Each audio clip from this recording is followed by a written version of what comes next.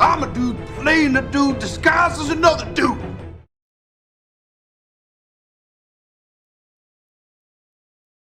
Hello collectors, and welcome to the Discount Action Figure Dude. It is your host, Christopher. The last time we were here in front of our space backdrop, our poor Power Rangers were up against it. They got all this heavy-duty villainy they have to deal with, pumpkin wrappers and morphin eye guys and ecliptors and andronimas, and there's just two of them. It's just my black and gold ranger and my yellow ranger. They need some help. And would you believe that help is on the way in the form of some pink Power Rangers? We have our Mighty Morphin Pink Ranger, who is cel-shaded, and we have our Dino Charge Pink Ranger. But which one will be the one to help our Power Rangers get out of this kerfuffle that they have found themselves in? Well, it's up to me, you, them, and Jack here to figure it out. But the first thing we need to do is cut these young ladies open. And here go our two pink rangers out of their plastic prisons, both of them looking very good. I'll say one thing about these two figures is that even though they are both, pink Power Rangers, there doesn't seem to be a lot of reuse between these two figures. They seem to have their own sculpts and body parts. They seem...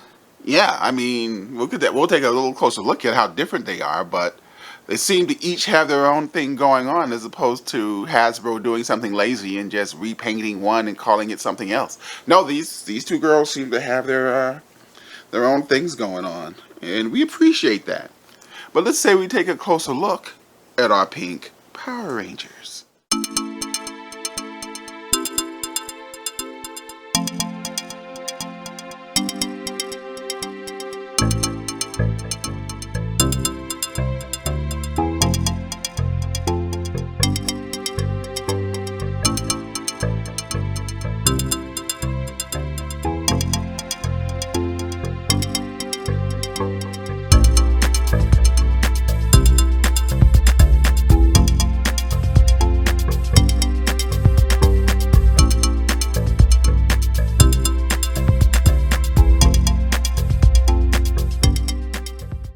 And here go our girls, all geared up, looking pretty good. Our cel-shaded Power Ranger here has way more stuff than she has places to put.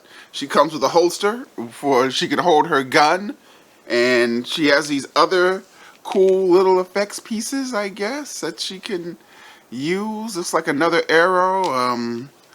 I guess these are other guns, I suppose.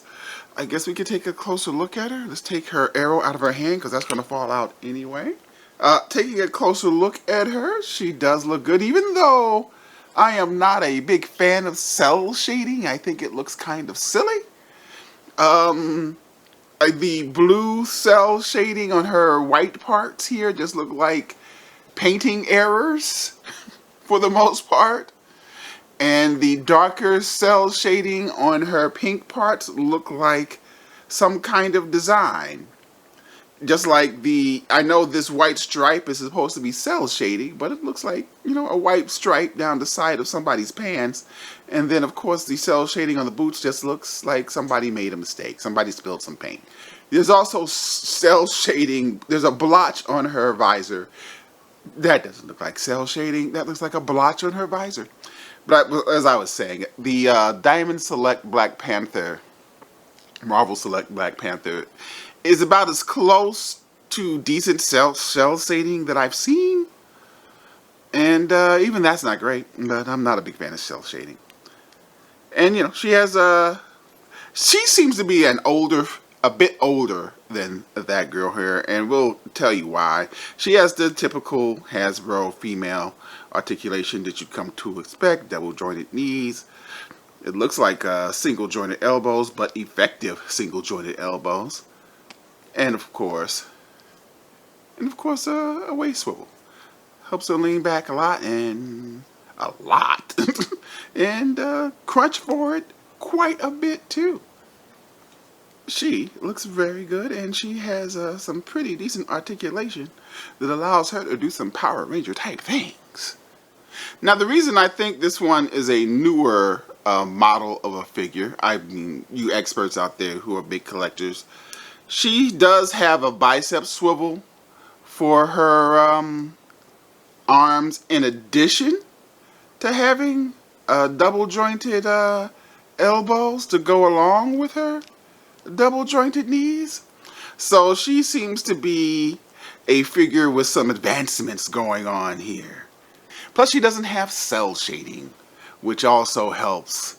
And we do like how the gun matches the motif of whatever you would call that sash there.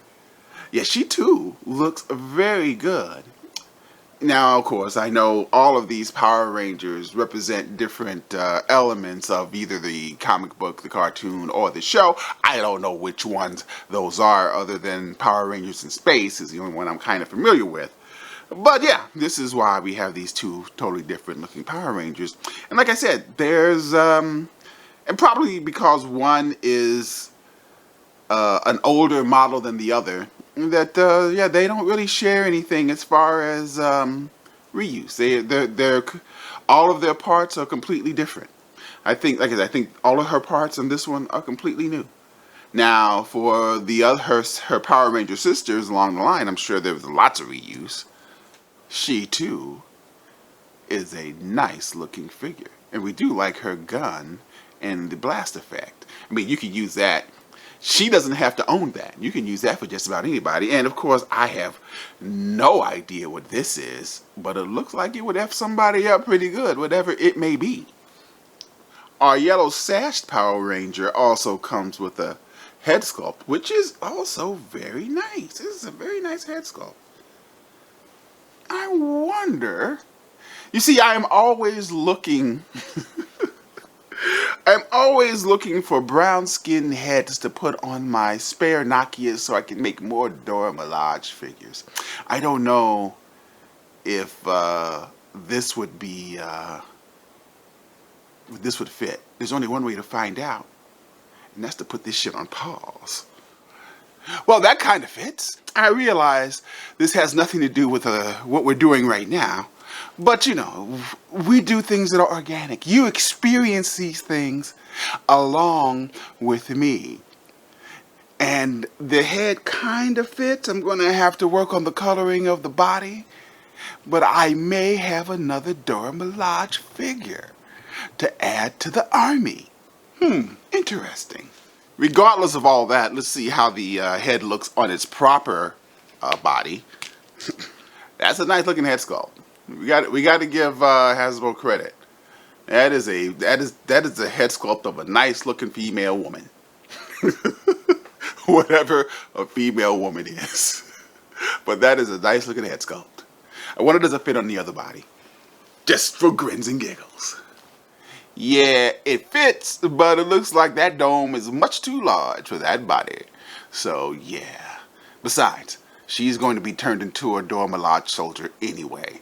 So there's that. So what kind of value do we assign these two Pink Rangers? Well, interestingly, we got this one here at GameStop, which has a retail price of $32.99. Clearly, we didn't pay $32.99.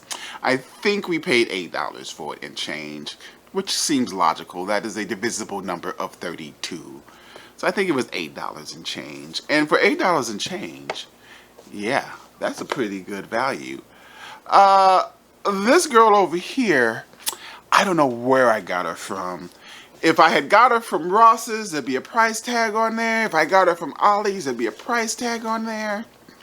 More than likely, I got her from Amazon. And if I got her from Amazon, she probably costs like 11 or 12 bucks. I don't know. But nonetheless, at the end of the day, we have two pretty good figures with a good assortment of accessories for probably a total of $20. And again, like I said, I am not a big Power Rangers collector, so the Power Rangers don't have as much value to me personally as, say, some other figures, as, say, some Marvel Legends or some McFarlane DC figures. But, however, I am, at the moment, mainly because of discount action figure collecting, I am amassing a nice little collection of Power Rangers. And these two girls are a nice addition to my burgeoning Power Ranger collection. I would call these two a really good value.